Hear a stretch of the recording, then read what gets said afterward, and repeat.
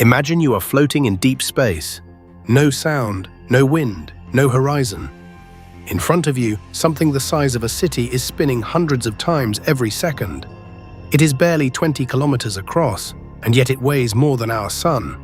A single teaspoon of it would weigh 1 billion tons. Its gravity is so violent it bends light into rings. Its magnetic field could rip the iron out of your blood from the distance of the moon. This object is not a star, not anymore. It is what's left behind when a star dies and refuses to disappear. A corpse, spinning, radiating, powerful enough to shake the fabric of space-time itself. Tonight we are going to look directly into the heart of the most violent objects in existence. Pulsars, magnetars, kilonovas, and the strange, dense thresholds where our laws of physics begin to break. This is the story of what happens when nature pushes matter to its absolute limit, and what's left behind should not exist. Every neutron star begins with something enormous, not a star like our sun, something at least 8 times more massive. A blue supergiant, a red hypergiant, the kind of star that burns so bright it consumes itself in only a few million years. For most of its life, this monster does what every star does. It fuses hydrogen into helium in its core. The energy of that fusion pushes outward. Gravity pulls inward. The two forces hold each other in perfect ancient balance. But for the most massive stars, that balance cannot last. When the hydrogen runs out, the star starts fusing heavier elements. Helium into carbon, carbon into oxygen. Each new fuel burns faster than the last. By the time the star reaches silicon, it has only days left to live. Then the core hits iron. Iron is the end of the road. Fusing iron does not release energy, it absorbs it. The moment iron builds up in the core, the outward push collapses. Gravity wins. In less than 1 second, a core the size of the Earth crushes itself down to the size of a city. Electrons are forced into protons. Atoms, the things you and I are made of, cease to exist. What's left is a sea of pure neutrons, packed so tightly that a single sugar cube of it would outweigh every human being on Earth combined. The collapse rebounds, a shockwave tears outward through the star. Layers of gas are blasted into space at a fraction of the speed of light. For a few weeks, this single dying star can outshine an entire galaxy of 200 billion suns. This is a supernova. And when the light finally fades, something impossible remains at the center. A neutron star, the corpse that started it all. To understand how strange a neutron star truly is, you have to grasp its scale. It is roughly 20 kilometers across. You could drive across it in 15 minutes. And yet, inside that small sphere, there is more mass than our entire sun. 1 teaspoon of neutron star material weighs 1 billion tons. The same as every car on planet Earth, compressed into a spoon. The gravity at its surface is 200 billion times stronger than Earth's. If you somehow stood on it, you wouldn't fall. You would be smeared, atom by atom, into a layer thinner than a sheet of paper. Drop a pebble from 1 meter above. By the time it hits the surface, it strikes with the force of a megaton nuclear bomb. Light itself cannot escape in straight lines. It bends around the star. Stand a kilometer above it, and you would see the entire surface, front and back, wrapped around you like a sphere folded inside out. Time slows. A clock on its surface would tick about 30% slower than your own. The closer you go, the slower it gets. And underneath it all is a crust 10 billion times stronger than steel, a shell of crystallized nuclei that holds back the most extreme pressure in the known universe. But that crust has a limit. The whole structure has a limit. Add too much mass, just a little too much, and the entire thing collapses into a black hole. Some neutron stars do something even stranger than dying. They survive, and they wake up. When a neutron star is born, it inherits angular momentum from the star that died to create it. Think of a figure skater pulling her arms in. The smaller she becomes, the faster she spins. Now imagine that skater shrinking from the size of the sun to the size of a city. The result is a neutron star that can spin hundreds of times every second. Some of these spinning corpses focus jets of radiation along their magnetic poles. As the star rotates, those beams sweep across the universe like a cosmic lighthouse.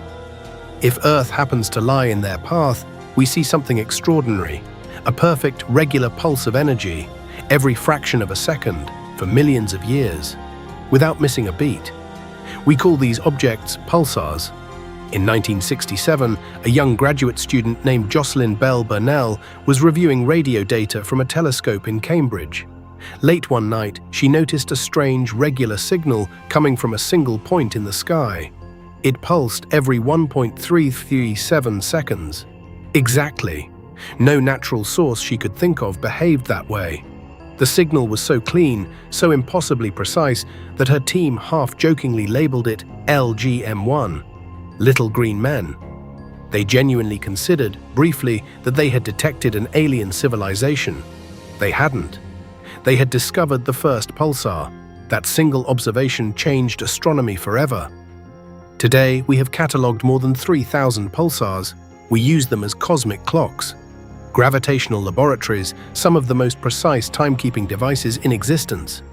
And it all began with a young woman, a stack of paper, and a pulse no one could explain. But pulsars, as strange as they are not the worst that a neutron star can become. If you're enjoying this journey, consider subscribing to Cosmo Cypher. Every week, we break down the science that sounds like fiction and the discoveries that should not exist. Now, let's meet the worst neutron stars in existence. Out of every 100 neutron stars that form in our galaxy, only a handful become something far worse. Magnetars. A magnetar is a neutron star with a magnetic field so strong that it defies imagination. Earth's magnetic field has a strength of about half a Gauss. A refrigerator magnet, around 50. The Sun, in its angriest sunspots, a few thousand. A magnetar's field reaches a quadrillion Gauss. That number is meaningless until you apply it.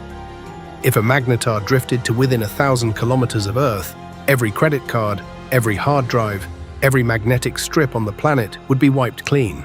If it came closer, within the orbit of the Moon, its field would begin to distort the atoms of your body. The iron in your blood would feel a pull. Your cells would deform. Chemistry itself would start to fail. These objects are not theoretical. They are out there, and they are unstable. Their crusts are wound so tight by the magnetic field that occasionally they crack.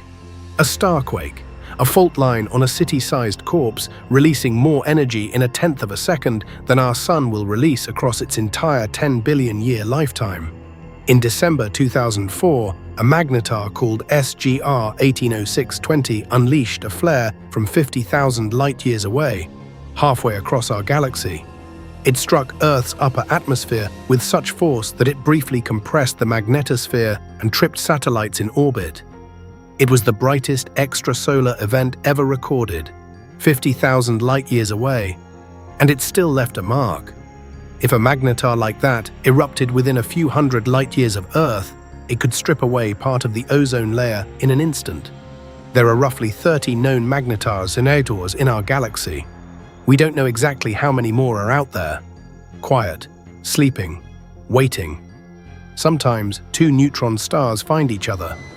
Picture them, each heavier than the Sun, each smaller than a city, locked in orbit, circling a common center, drawing closer over millions of years.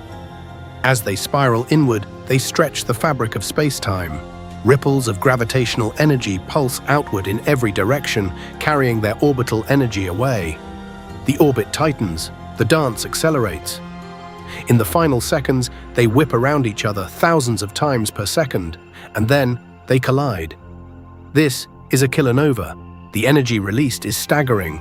A flash of light 1,000 times brighter than a typical nova, a burst of gamma rays, a shockwave through space-time itself, and in the debris, something extraordinary happens. The cloud of neutron-rich matter ejected by the collision forges the heaviest elements in the universe: gold, platinum, uranium, iodine.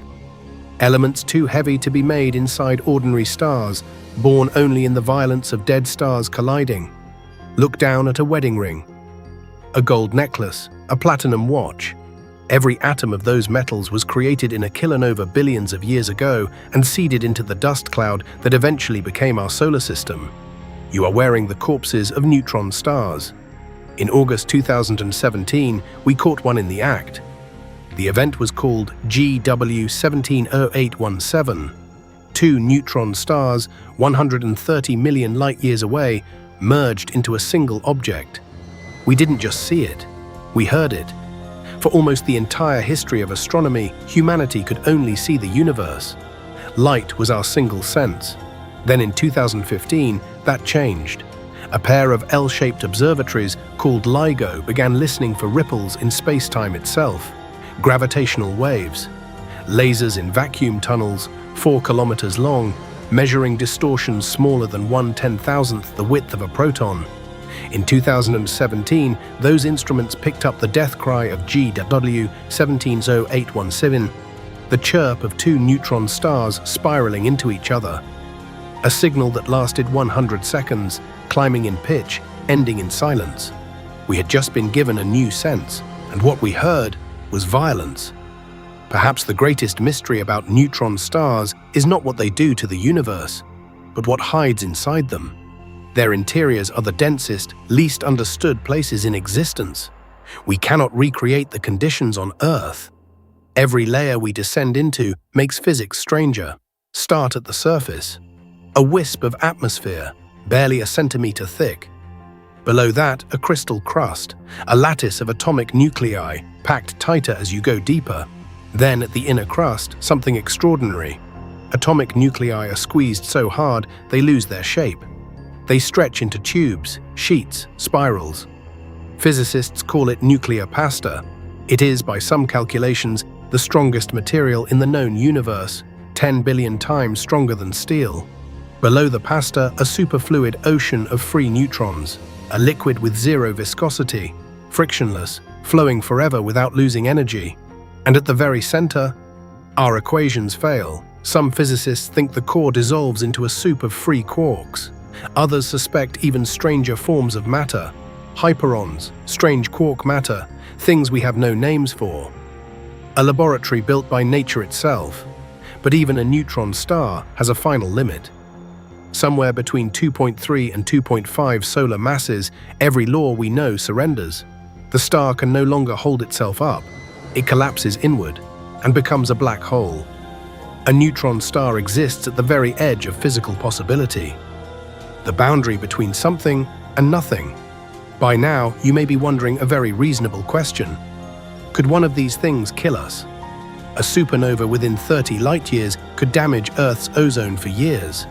A gamma-ray burst from a merger aimed directly at our planet could sterilize a hemisphere in seconds. A Magnetar flare within a few hundred light-years could fry every satellite and power grid we depend on. The good news? No known neutron star is currently a threat.